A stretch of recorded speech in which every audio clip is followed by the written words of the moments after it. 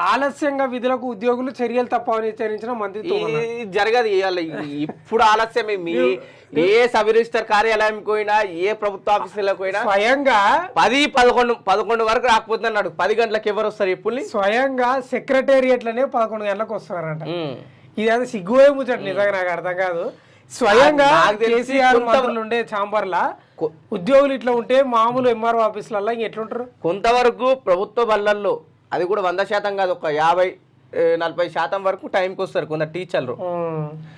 ఏదో face recognition వచ్చింది కదా, ఏదో వచ్చినా రేవంత్ రెడ్డిని వాళ్ళు ప్రాక్సరీ పెట్టి వాడు అటెండెన్స్ చేసుకున్నాడు. రేవంత్ రెడ్డి సీఎం తెలంగాణ ముఖ్యమంత్రి.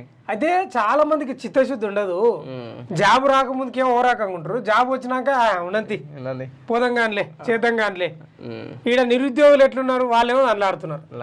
అంటే కొందరు నిజాయితీగా ఉంటారు. ఈ మధ్యలో ఒక వీడియో వచ్చినావా, ఒక స్కూల్ టీచరు, నాకు పేరు ఒక పిల్ల కోసం కూడా ఆమె మారుమూల అదొకటి స్కూల్ టీచర్ కూడా మొత్తం అవయవాలకు సంబంధించి మొత్తం డ్రెస్ వేసుకొని ఎంత చిత్తశుద్ధితోటి వర్క్ చేస్తున్నాడు తెలుసా ఆయన. మొన్న పెన్పహాడ్ల సూర్యాపేటల ఆ మేడన్ కూడా డిజిటలైజేషన్ చేసి మొత్తం విద్యను అందిస్తారు. కొంత శాతం విద్యా సంస్థలలో 50% ఉన్నారు. అంటే విద్యనే అంటలేను, కేవలం ఉద్యోగులు కొందరు చాలా వాళ్ళు 30-40 ఏళ్ళు అయినా అదే ఉత్సాహంతో పనిచేస్తారు. కొందరు అయితే వచ్చిన 2 ఏళ్ళకే కాలు మీద కాలు వేసుకో పోదంగానిలే చేద్దంగానిలే.